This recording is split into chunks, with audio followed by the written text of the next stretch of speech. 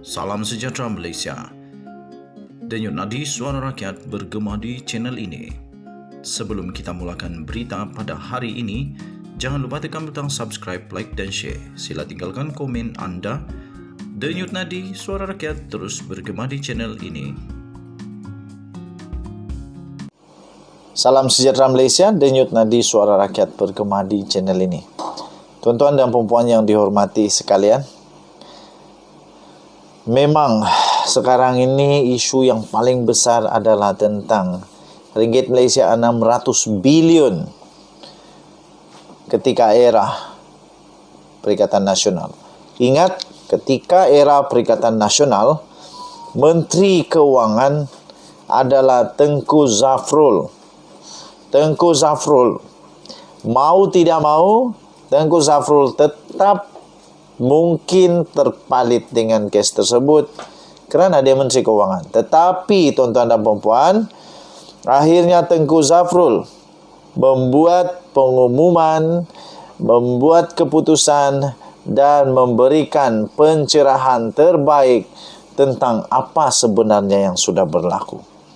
Adakah Tengku Zafrul bakal menyatakan siapakah dalang sebenar? Adakah Tengku Zafrul bakal mengumumkan bagaimana wang itu berjalan? Hilangkah? Tiba-tiba gaibkah? Tiba-tiba bertambahkah? Berkurangkah? Adakah? Apakah bekas Menteri Keuangan ini akan buat pengumuman itu? Tuan-tuan dan puan-puan yang dihormati sekalian, akhirnya Tengku Zafrul buka mulut berkenaan dengan dana 600 bilion. Akhirnya Tengku Zafrul mengakui perkara sebenar. Perkara sebenar ini akhirnya beliau berikan komen.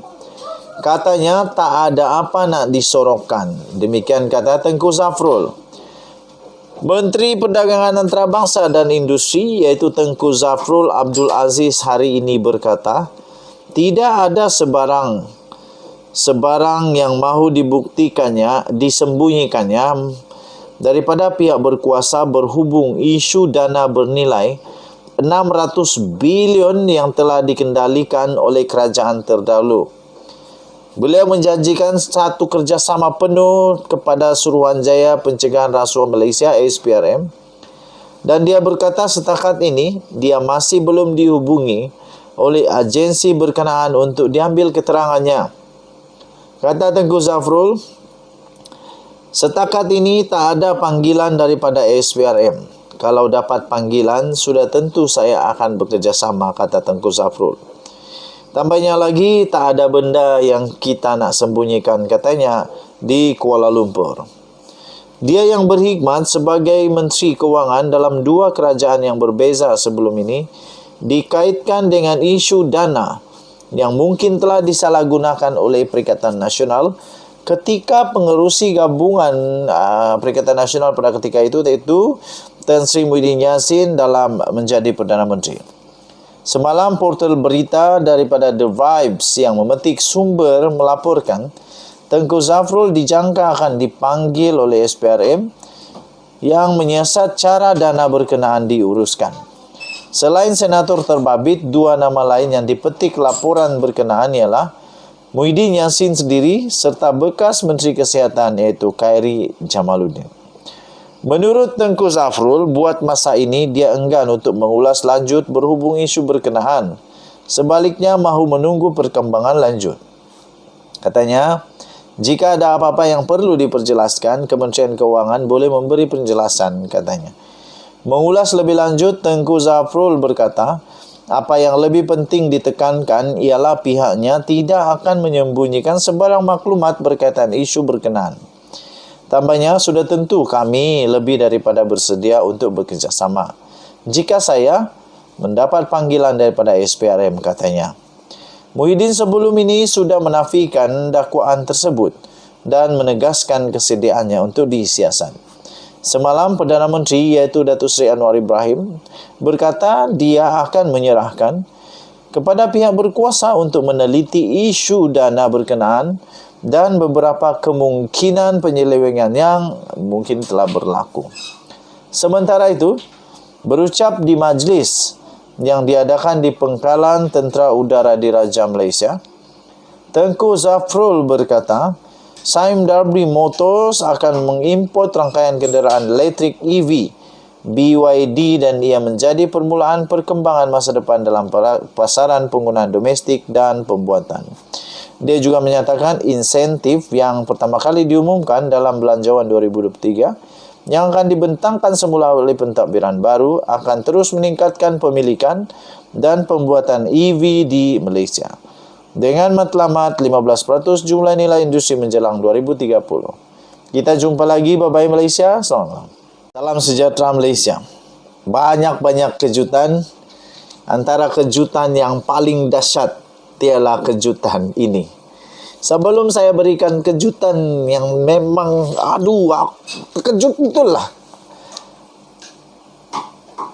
saya minta tolong tekan butang subscribe, bantu channel kita ini untuk menjadi besar, menjadi suara bagi rakyat, berkesan sehingga boleh menjadi berpengaruh dan diperhatikan oleh menteri, terutama Perdana Menteri kita yang amat berhormat Perdana Menteri Datuk Seri Anwar Ibrahim.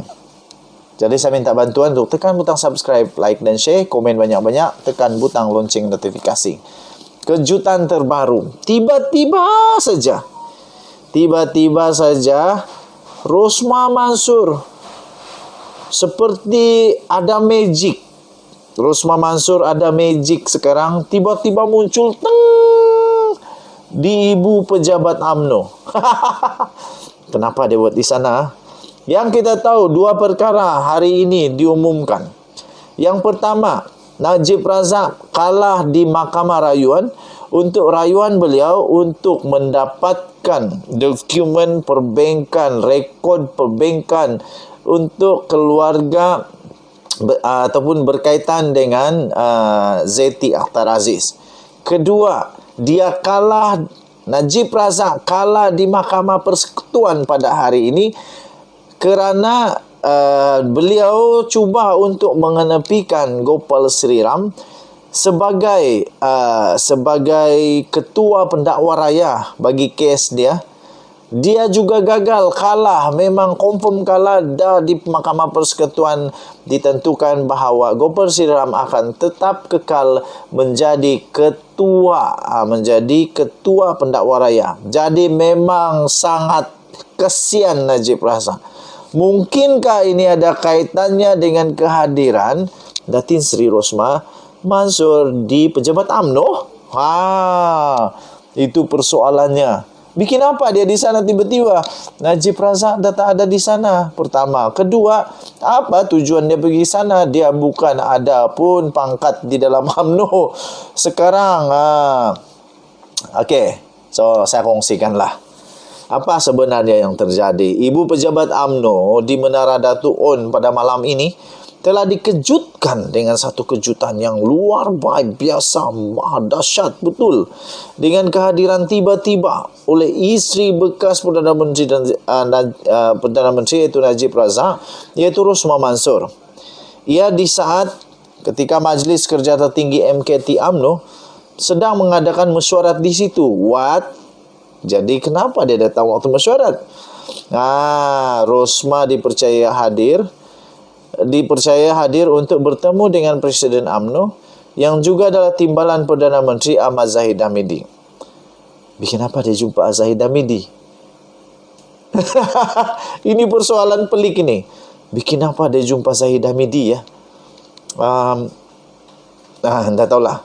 Dia dilihat tiba di situ kira-kira jam 8 malam tadi diiringi oleh seorang wanita dipercayai pegawainya. Pengamal media bagaimanapun dihalang daripada cuba untuk menembual Rosmah Mansur.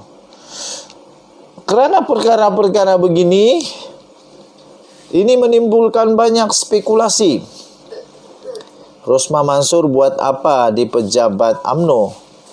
Saya harap sebagai admin The Twin TV, saya harap timbalan Perdana Menteri iaitu Datuk Seri Zahid Hamidi perlu menjelaskan, memberikan pencerahan.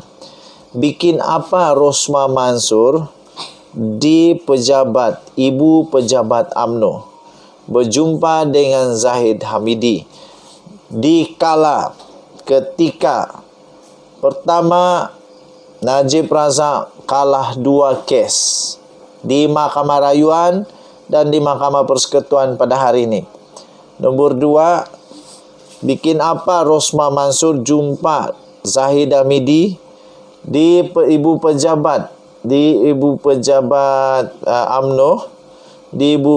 UMNO ketika dia dalam risiko teruk.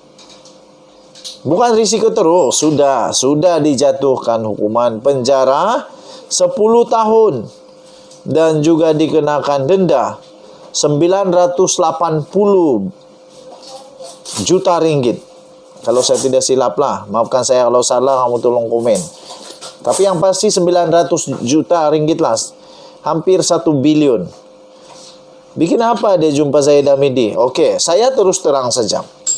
Harapan saya, perjumpaan di antara Rosmah Mansur dan juga Zahid Hamidi ini bukan berkaitan dengan perkara yang amat ditakuti oleh rakyat Malaysia, yaitu minta bantuan supaya ada campur tangan di dalam kes Mahkamah Najib Razak dan Rosmah Mansur. Saya harap bukan ini yang terjadi, ya. Jadi kita menyuarakan harapan rakyat. Sebab itu channel ini dinamakan Denyut Nadi Suara Rakyat. Bergema di channel ini, kita mau suara rakyat bergema di channel ini. Suara rakyat menyatakan supaya kalaupun contoh saja, kalau betul-betul terjadi, tapi saya rasa bukanlah, mungkin ada urusan lain. Mungkin Zahid Hamidi ada mau bincangkah, atau Rosmah Mansur ada mau bincangkah, tapi tidak tahulah apa bincangan diorang.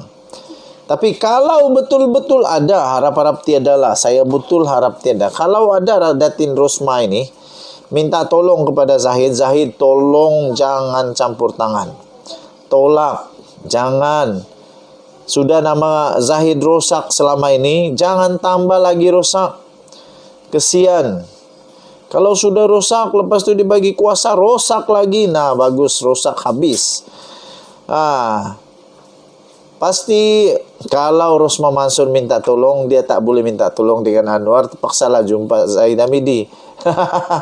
Tapi Zahid Hamidi juga perlu sedar, dia tak boleh tolong, sedangkan diri dia sendiri pun susah nak ditolong, apalagi nak tolong orang lain. Jadi saya pun tidak tahu, ada spekulasi, banyak spekulasi, tapi belum kita boleh cakap. Kita tunggu dulu komen daripada Zahid Hamidi. Pasti wartawan akan tanya, kenapa Rosmah Mansur jumpa Zahid Hamidi di Ibu Pejabat UMNO ketika MKT UMNO sedang bermesyuarat, ketika Najib Razak kalah 2 kes, 1 di Mahkamah Rayuan, 1 di Mahkamah Persekutuan, dan ketika Rosmah Mansur ketika Rosmah Mansur memang sudah sah dijatuhi hukuman penjara 10 tahun dan 900 juta ringgit, lebih 900 juta ringgit sebagai denda. Banyak spekulasi timbul kerana itu. Denyut Nadi Suara Rakyat bergema di channel ini. Jangan lupa tekan butang subscribe, like dan share. Kita jumpa lagi. Bye-bye.